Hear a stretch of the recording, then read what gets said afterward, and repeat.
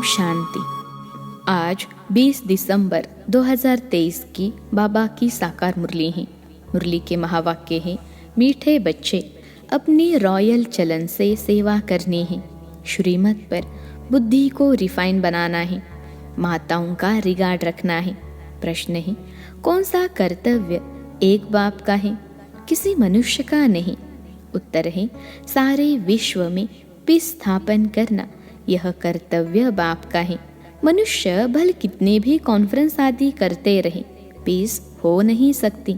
शांति का सागर बाप जब बच्चों से पवित्रता की प्रतिज्ञा कराते हैं, तब पीस स्थापन होती है। पवित्र दुनिया में ही शांति है। तुम बच्चे यह बात सबको बड़ी युक्ति से और भपके से समझो, तब बाप का नाम वाला हो। गीत है, मैं एक नन्हा सा बच्चा हूँ। ओम शांति। यह गीत तो भक्ति मार्ग का गाया हुआ है, क्योंकि एक तरफ भक्ति का प्रभाव है, दूसरे तरफ अज्ञान का प्रभाव है। भक्ति और ज्ञान में रात दिन का फर्क है। कौन सा फर्क है? यह तो बहुत सहज है। भक्ति है रात और ज्ञान है दिन। भक्ति में है दुख। जब भक्त दुखी होते हैं तो भगवान को पुकारते हैं, फिर भगवान को आना पड़ता है दुखियों का दुख दूर करने। फिर बाप से पूछा जाता है, ड्रामा में क्या कोई भूल है? बाप कहते हैं, हाँ बड़ी भूल है, जो तुम मुझे भूल जाते हो। कौन भुलाते हैं? माया रावण। बाप बैठ समझाते हैं, बच्चे यह खेल बना हुआ है। स्वर्ग और नर्क होता तो भारत में ही है। भारत में ही कोई मरता है तो कोई कहते हैं बैकुंठवासी हुआ। यह तो जानते नहीं कि स्वर्ग अथवा बैकुंठ कब होता है। जब स्वर्ग होता है तो मनुष्य पुनर्जन्म जरूर स्वर्ग में ही लेंगे। अभी तो है ही नर्क, तो पुनर्जन्म भी जरूर नर्क में ही लेंगे। जब तक स्वर्ग की स्थापना हो, मनुष्य यह बातें नहीं जानते। एक है ईश्वरीय अथवा राम संप्रदाय, दूसरा है रावण संप्रदाय। सतयुग त्रेता में है रावण संप्रदाय। उनको कोई दुख नहीं है, अशोक वाटिका में रहते हैं। फिर आधा कल्प बाद रावण राज्य शुरू होता है। अब बाप फिर से आदि सनातन देवी देवता धर्म स्थापन करते हैं। वह है सबसे सर्वोत्तम धर्म। धर्म तो सब है ना। धर्मों की कॉन्फ्रेंस होती है। भारत में अनेक धर्म वाले आते हैं, कॉन्फ्रेंस करते हैं। अब जो भारतवासी धर्म को मानने वाले ही नहीं, वह कॉन्फ्रेंस क्या करेंगे? वास्तव में भारत का प्राचीन धर्म तो है ही आदि सनातन देवी देवता धर्म। हिंदू धर्म तो है नहीं, सबसे ऊंच है देवी देवता धर्म। अब कायदा कहता है, सबसे ऊंचते ऊंच धर्म वाले को गद्दी पर बिठाना चाहिए। सबसे आगे किसको बिठाए, इस पर भी कभी उनका झगड़ा लग पड़ता है। जैसे एक बार कुंभ के मेले में झगड़ा हो गया था। वह कहे पहले हमारी सवारी चले, वह कहे पहले हमारी। लड़ पड़े थे। तो अब इस कॉन्फ्रेंस में बच्चों को यह समझाना है कि ऊंचते ऊंच कौन सा धर्म है। वह तो जानते नहीं। बाप कहते हैं, आदि सनातन है ही देवी देवता धर्म, जो अब प्रायलोप हो गया है और अपने को हिंदू कहलाने लग पड़े हैं। अब चीन में रहने वाले अपना धर्म चीन तो नहीं कहेंगे। वो लोग तो जिसको नामी ग्रामी देखते हैं, उनको मुख्य करके बिठा देते हैं। कायदे अनुसार कॉन्फ्रेंस में बहुत तो आ नहीं सकते। सिर्फ रिलीजन के हेड्स को ही निमंत्रण दिया जाता है। बहुतों से फिर बहुत बोलचाल हो जाता है। अब उनको राय देने वाला तो कोई है नहीं। तुम हो ऊंचते ऊंच देवी देवता धर्म वाले। अब देवता धर्म की स्थापना कर रहे हो। तुम ही बता सकते हो भारत का जो मुख्य धर्म है, जो सब धर्मों का माई बाप है, उनके हेड को इस कॉन्फ्रेंस में मुख्य बनाना चाहिए। गति नशीन उनको करना चाहिए। बाकी तो सब है उनके नीच। तो मुख्य बच्चे जो हैं, उनकी बुद्धि चलनी चाहिए। भगवान अर्जुन को बैठ समझाते हैं, संजय यह है, अर्जुन तो है रथी, उनमें रथवान है बाप, वह समझते हैं रूप बदल कर श्री कृष्ण के तन में आकर ज्ञान दिया है, परंतु ऐसे तो है नहीं। अब प्रजापिता भी हैं, त्रिमूर्ति के ऊपर बहुत अच्छी रीति समझाया जा सकता है। त्रिमूर्ति के ऊपर शिव बाबा का चित्र जरूर चाहिए, वह है सूक्ष्म वतन की रचना। बच्चे समझते हैं यह विष्णु है पालन करता, प्रजापिता ब्रह्मा है स्थापन करता, तो उनका भी चित्र चाहिए। यह बड़ी समझ की बात है, बुद्धि में रहता है प्रजापिता ब्रह्मा जरूर है, विष्णु भी तो चाहिए, जिससे स्थापना कराएंगे उससे ही पालना भी कराएंगे। स्थापना कराते हैं ब्रह्मा से, ब्रह्मा के साथ सरस्वती आदि बहुत बच्चे हैं। वास्तव में यह भी पतित से पावन बन रहे हैं। तो कॉन्फ्रेंस में आदि सनातन देवी देवता धर्म की हेड जगदम्बा होनी चाहिए, क्योंकि माताओं का बहुत मान है।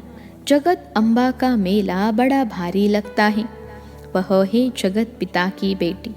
अब आदि सनातन देवी देवता धर्म की स्थापना हो रही है, गीता एपिसोड रिपीट हो रहा है। यह वही महाभारत की लड़ाई सामने खड़ी है।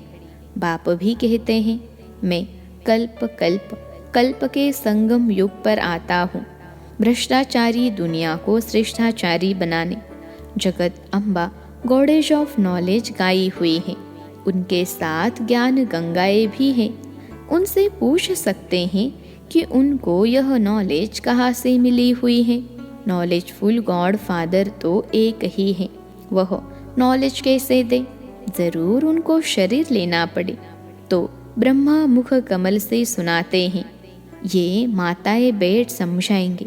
कॉन्फ्रेंस में उनको यह मालूम होना चाहिए ना कि बड़ा धर्म कौन सा है।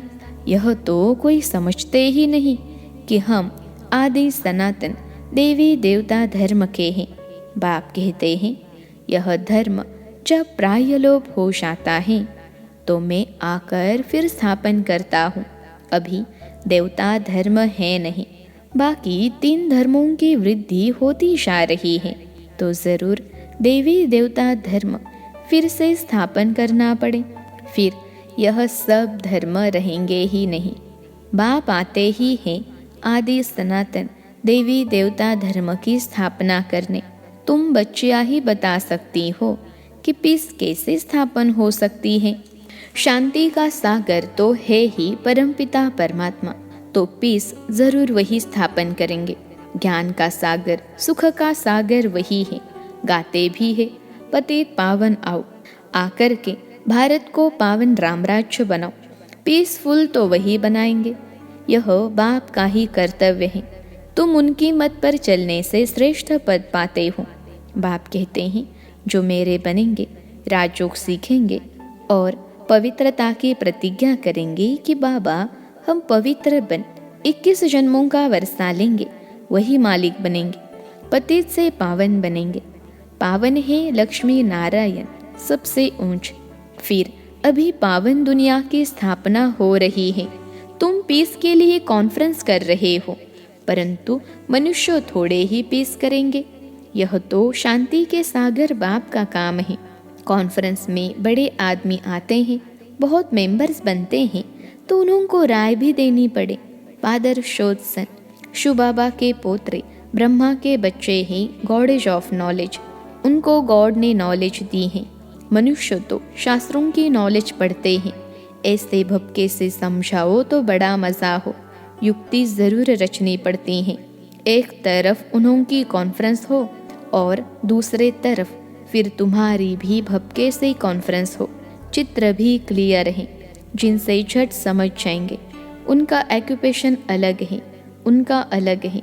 ऐसे थोड़े ही सब एक हैं, नहीं, सभी धर्मों का पार्ट अलग अलग है। शांति के लिए मिलकर के कार्य करते हैं। कहते हैं रिलीजन इज माइट, परंतु सबसे ताकत वाला कौन? वही आकर के पहला नंबर देवी देवता धर्म की स्थापना करते हैं।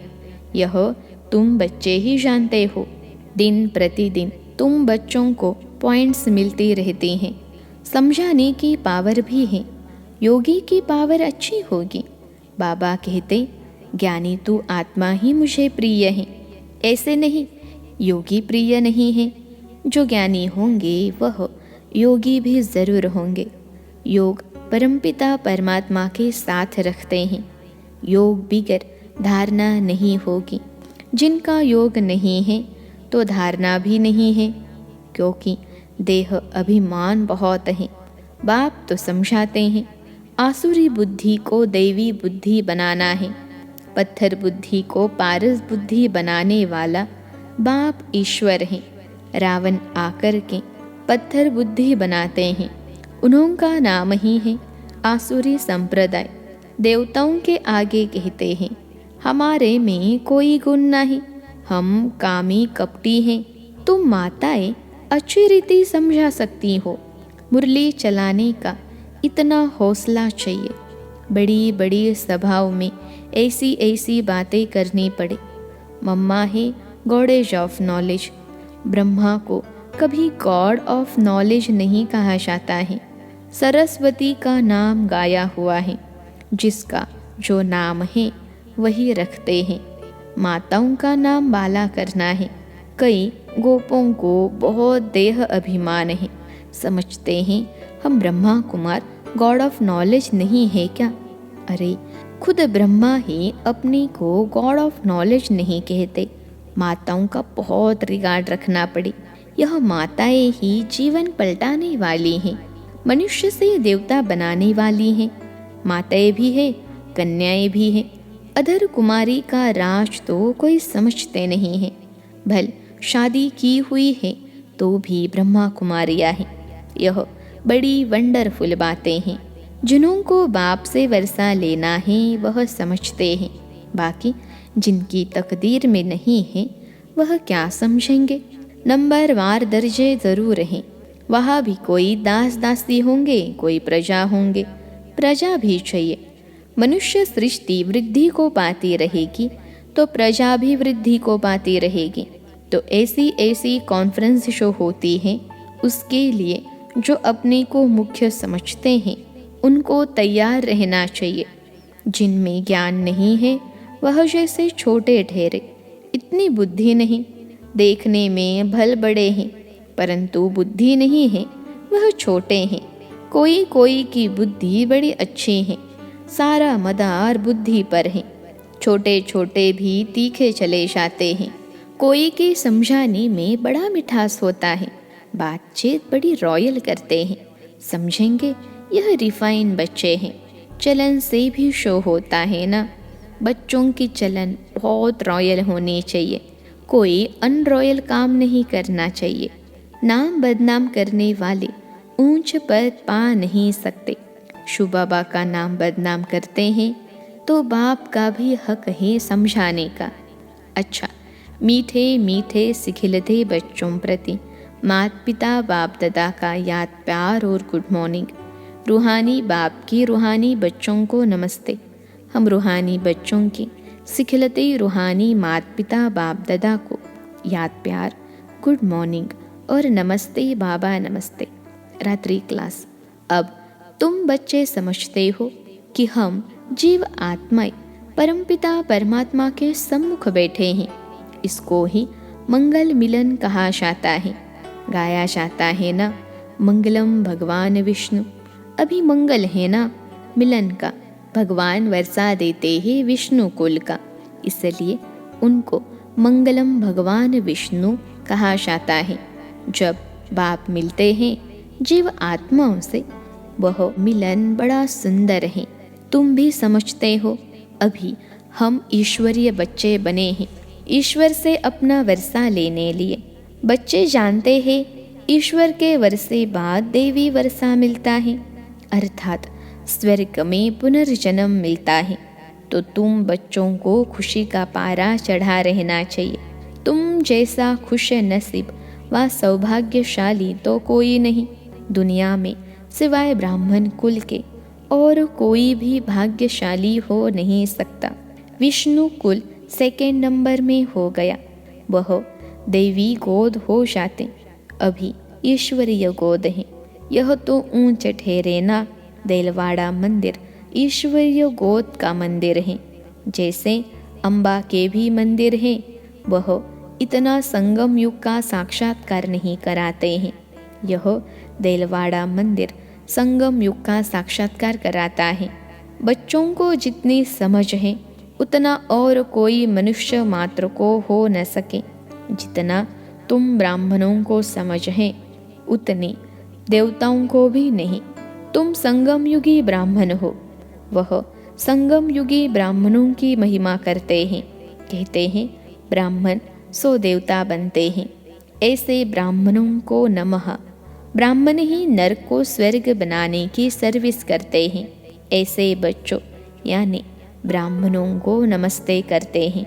अच्छा, गुड नाइट। धारणा के लिए मुख्य सार। पहली पॉइंट है, बाप का प्रिय बनने के लिए ज्ञानी और योगी बनना है, देह अभिमान में नहीं आना है। दूसरी पॉइंट है, मुरली चलाने का हौसला रखना है, अपनी चलन से बाप का शो करना है, बातचीत बड़े मिठास से करनी है। आज का वरदान है, कर्म भोग को कर्म योग में परिवर्तन कर सेवा के निमित्त बनने वाले भाग्यवान भव। कर्म भोग को कर्म योग में परिवर्तन कर सेवा के निमित्त बनने वाले भाग्यवान भव। विश्लेषण है, तन का हिसाब किताब कभी प्राप्ति व पुरुषार्थ के मार्ग में विघ्न अनुभव न हो। तन कभी भी सेवा से वंचित होने नहीं दे। भाग्यवान आत्मा कर्म भोग के समय भी किसी न किसी प्रकार से सेवा के निमित्त बन जाती हैं। कर्म भोग चाहे छोटा हो या बड़ा, उसकी कहानी का विस्तार नहीं करो। उसे वर्णन करना माना समय और शक्ति व्यर्थ गवाना। योगी जीवन माना कर्म भोग को कर्म योग में परिवर्तन कर देना। यही है भाग्यवान की निशानी।